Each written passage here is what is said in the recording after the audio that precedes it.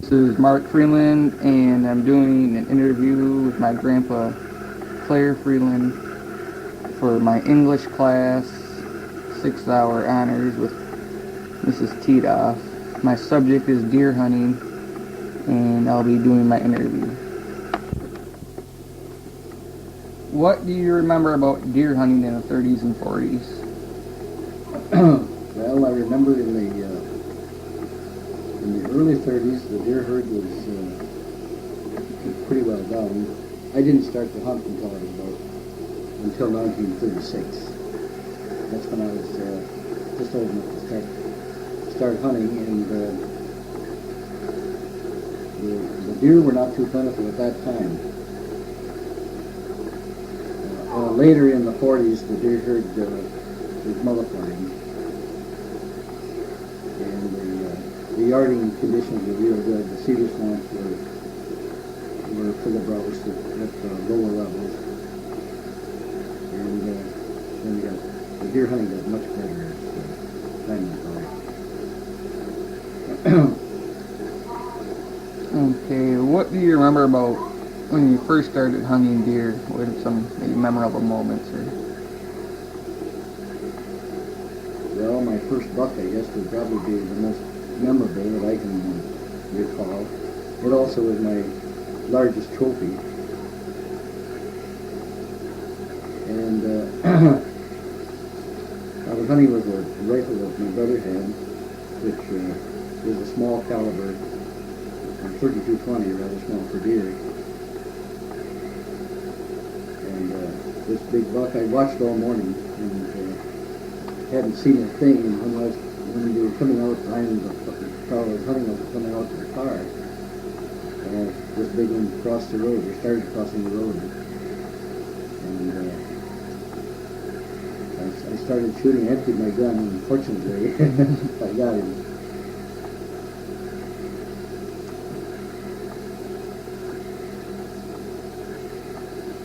What do you remember about hunting deer for food? I know you were pretty poor like back in them, and was it really necessary to get deer for food? Well, we felt it was pretty essential to get deer because times were hard for us. My dad died when I was 13, and after that, I supplied the needs as much as I possibly could.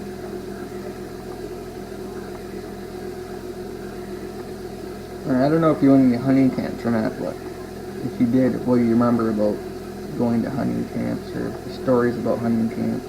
No, I never went to hunting camps. I always hunted out of my home. Do you remember any stories about hunting camps, about guys getting big bucks, or funny stories about hunting camps? I can remember people camped back along where the pipeline is now up there, and but I never really knew the people that well. Did you always hunt around the pipeline, or was there a lot of people? And is that where you usually hunted? That's where I have generally hunted. Although the pipeline was not in that area, it was an old lumber camp originally.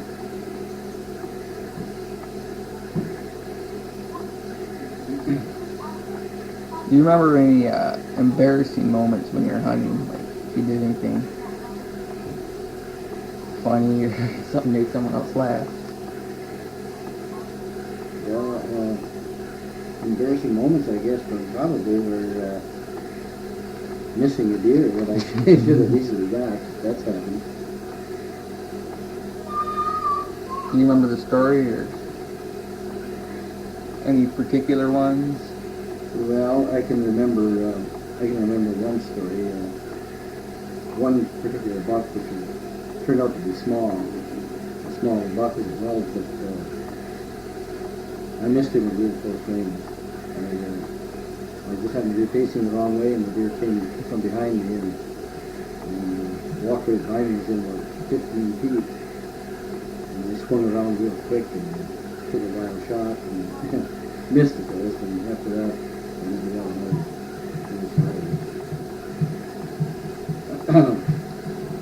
Okay, whenever you can, try to make a story or remember a story and make this as long as possible. Interview's gonna be Yeah. look, It's like when you're supposed to do this, just let them go on as much as possible, because that's what we need to do for this, is make stories and stuff. That's what helps out a lot.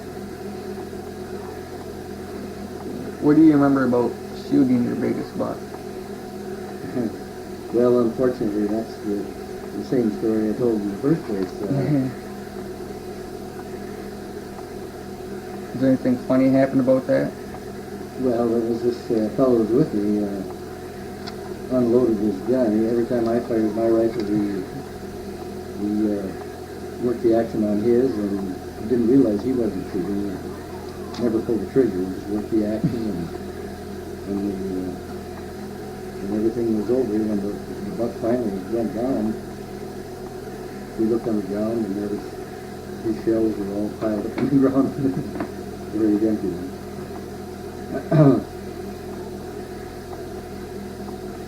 Where did you learn to hunt deer? Was it just like natural, basic, watch your older brothers, or you learn that Well, kind I of your was own? I was always real interested in hunting, and my dad hunted, and even before I was anywhere near old enough to hunt, I was always interested in what they were doing, and I couldn't go with them, but I was always watching for them. We used to have hunters come up in the fall, there was people coming to stay at our house, and I was always watching for their car to pull in, before the season started. People used to come up from downstate, because I guess at that time there was very few deer down here. So there used to be a real heavy migration of hunters from the north. And at that time they had to cross the Straits of Mackinac on the ferry boat. And I can remember watching, they usually come after dark at night, and we'd be sitting there by the window watching for them. And I loved to sit around and listen to their deer stories. And that's where I developed my interest in hunting deer.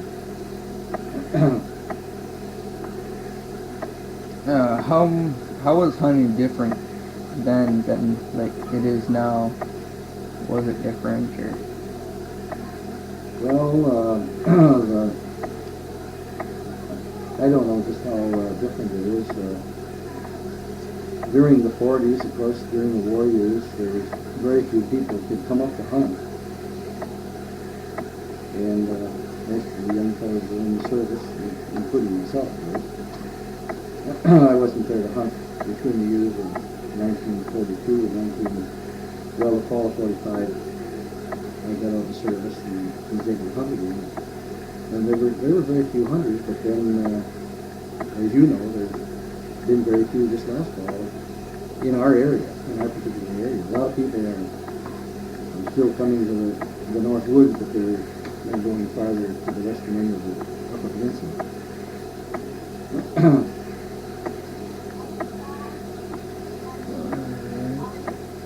Was the hunting different after World War II? Was there like a large flock of people going up there like after the war and after the men were out of right service? after the war, yeah, there was quite a few people started coming up right after the war again. And then, of course, when the Mackinac Bridge was built, well, it made transportation easier. So there, there has been there's been a lot of people coming to the Upper Peninsula to hunt, but not so much right in Freeland County. Our area is not one of the greatest designated hunting areas. Although this last year, the last 2 or 3 years, the hunting has improved, it's coming back. Indeed, I just got my license. What do you remember about making blinds? It probably wasn't different or anything, but was there any? When I was younger, I seldom went to the trouble of really making a blind. I think I'd find a natural blind, a windfall or someplace where a thick bunch of evergreen trees or something like that. I just take cover. I stand. I do a lot of standing. Now that I'm older, I like to build a seating stand or someplace where I can sit down. But now I find it difficult to sit as long as I used to. I used to have patience and be able to sit all day, but it's a little more difficult now. What do you remember about tracking deer? Was it any long, particular ones that you track a long ways, or any big bucks you tracked a long ways? Yes, I've always been one to try to track any deer that I've wounded. I try to make sure they don't escape if they're mortally wounded. One in particular, I must have followed I and Dennis, my youngest boy, must have followed about 2 or 3 miles before we finally caught up with it, and that was a nice 10-point buck. And your dad, the big buck your dad was down here. I was there to help track that one, and I enjoy it. It's a challenge to be able to track a wounded deer.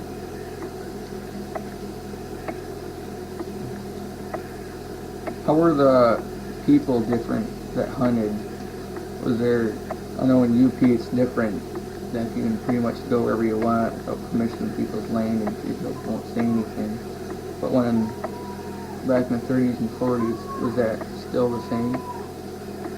It was, back in the 30s and 40s, people didn't mind if you crossed their property. It was just neighbors. We were all neighbors, and everybody did it. All hunters that came up, they were welcome to walk across your property as long as they didn't tear down fences or do damage of that kind. And what was the rest of your question? Is it pretty much the same? Yeah. Well, it is still pretty much the same. The property, so much property is state-owned and owned by the big timber companies up north that you can pretty well go wherever you please. There's some private land that's posted now that didn't used to be, but it's still quite open. There's lots of country to hunt for yet. What do you remember about making drives? Was there any particular time when you made a drive or maybe picked out a big buck? Or? Well, driving has never been one of my main ways of hunting. I mean, that's one of the later things that I've taken up, and that's been after your dad and Uncle Bill and Dennis have grown up. We have, as a family, we've made drives. I never made drives with other groups of hunters to speak of. The driving is quite effective now. I mean, I enjoy it. Is it more effective than sitting, or do you think? I think sitting is really the best method.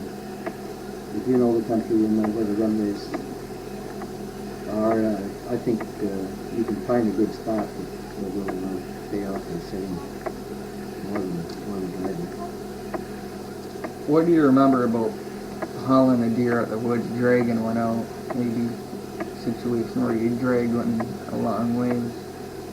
Well, that's unfortunate. I always hunted so far away from home, especially when I was younger, that I'd end up killing a deer 3-4 miles from home, and I'd be all alone. And in some cases, I'd had to haul a deer partway out and leave it until the next day and go back and start hauling again, cross some creeks and everything all by myself. And it's pretty rough. I don't do that anymore. You remember about anything about short drags? Maybe you killed a deer right by the truck, or? Oh yes, I killed a nice 8-point buck right behind the house one time. Right in the field, right behind the house. The old house? Or? The old house, yeah. Your dad and And June was still getting ready for school. It was just barely daylight. When I shot that one, dug it in. That was the easiest one I ever got, I believe.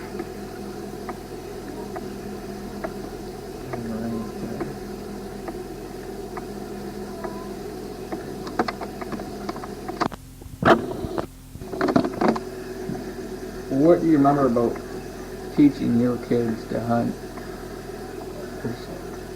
What do you remember about putting them out in the woods or teaching Well, the them? boys, they were pretty much as I was when I was a kid. They had such an interest in it. You couldn't hardly, they couldn't wait. Their mother would even go out with them and sit and just watch for deer. You know, before they were old enough to hunt, they would just go out with their mother and sit under a tree and watch. And the deer was plentiful at that time, so they'd almost always see some, you know. And I think gun safety is important. At that time, we didn't have it in the schools, you know. And I always tried to teach them gun safety as best I could, you know. Make sure they unloaded their gun, never aimed it at anyone, carried it carefully, never climbed through wire fences or anything with a gun loaded.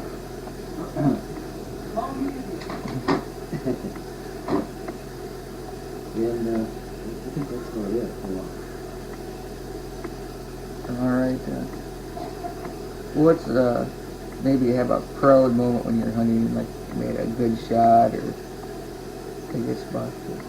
Yeah, I think probably about as proud as I ever was the 10-point buck I got on the pipeline that I shot at about 300 yards. And Uncle Dennis was back there. He'd shot at the deer 2 or 3 times, and the deer had crossed the one pipeline, and when he come out on the other one, I came out. I was making a drive, and I came out on the pipeline, and the buck came out on the pipeline just about the same time on the other pipeline. And I was able to sit down, take a dead rest, and got him. And I was really happy that time. Also, I made a nice shot out west on a mule deer, and I was pretty proud of it. I hand-loaded my own shells, and when I was lucky enough to down a buck out there at about 300 yards, I was pretty proud of that. I remember you telling me stories about hunting when you're sick and just about doing anything to hunt. Do you remember any stories or anything about hunting when you were sick or me? When I was sick, well, I guess I can't remember any particular time, except that I worked at that time I was working swing shift, and I'd come home off the midnight shift and I'd be tired and still grab the gun and head out and hunt all day sometimes. One time I hunted all day, still hunted, kept walking, and finally about 2:30 I sat down on a little knoll in the swamp on a little knoll, and I sat there and leaned back against the white birch tree. I sat on a little knoll and leaned back against the white birch and went to sleep, and finally woke up again it was about 5, and I finally woke up, and when I did, there was a buck just coming out. It was a 4-point, small one. I was lucky enough to get him. Do you remember anything about hunting with your wife and my grandma? Any stories about that, hunting with her? There was one instance where we hunted back on Brady Park, and we had a long hike through the swamp to get back there, and we carried lunch because we knew we weren't going to be walking right back out at noon. And so we hunted in there from noon, and we hadn't seen anything, and so we sat down to eat our lunch, and I was going to build a little fire, one our sandwiches. And when I did, I was breaking limbs and making quite a racket. And all of a sudden, I heard this scurrying noise under the trees right next to me. And I looked, and it was fuse lights. And come to find out, it was a nice buck. He was standing on the other side of the evergreen trees. And of course, he spotted me, and I got away from my gun because I was breaking his limbs to build a fire. And by the time I got to my gun, he got away. But that was the one time that my grandma was with me. And it was really exciting. You know, quite a time, but I didn't get him.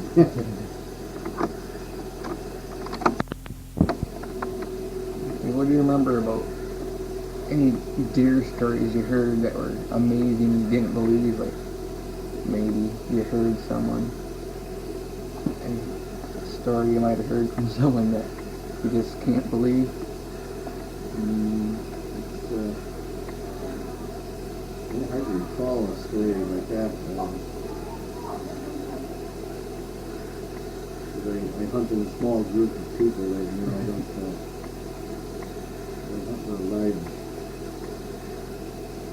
group. Did that go on, like some of the guys maybe in town that heard maybe someone that came up, was that something they did is maybe try to make their buck hunt a little bit bigger and a little bit heavier? Well, I mean, that's an ordinary trait of hunters, is to overestimate the weight of their deer. But to think of a specific time, I mean, it's happened so many times, it was hard to recall a specific time.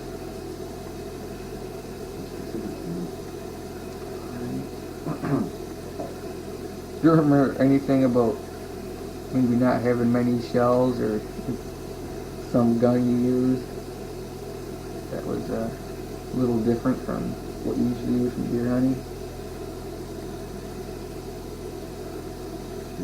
Not having many shells. Well, that was rather common when I was young. I couldn't afford very many, so oftentimes I was hunting with maybe have only 3 or 4 shells.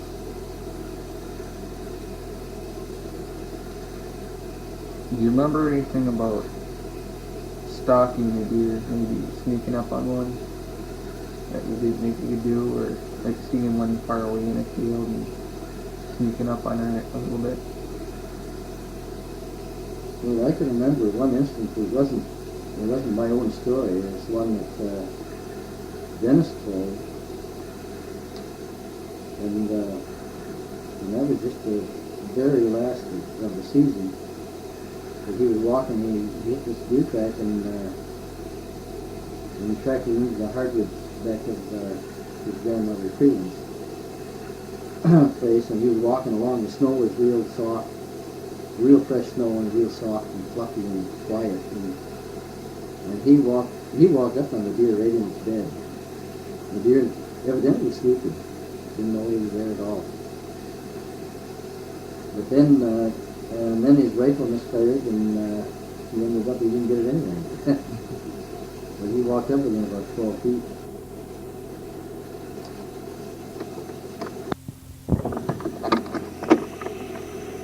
Okay, do you remember, what do you remember about cleaning out your first deer? Where'd you learn? And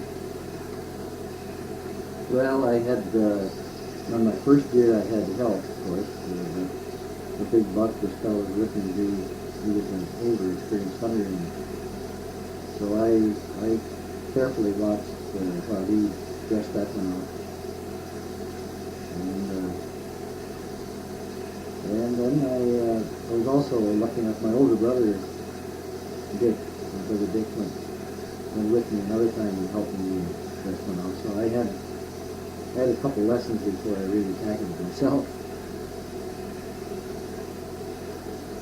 all right. That's about the way it is with the boys too. When they first started hunting, I dressed out the first couple of days for them, and then after that, they were doing it. Nothing difficult. All right, man. Those are all my questions for now. Mm-hmm. Thanks a lot, Grandpa. Yeah.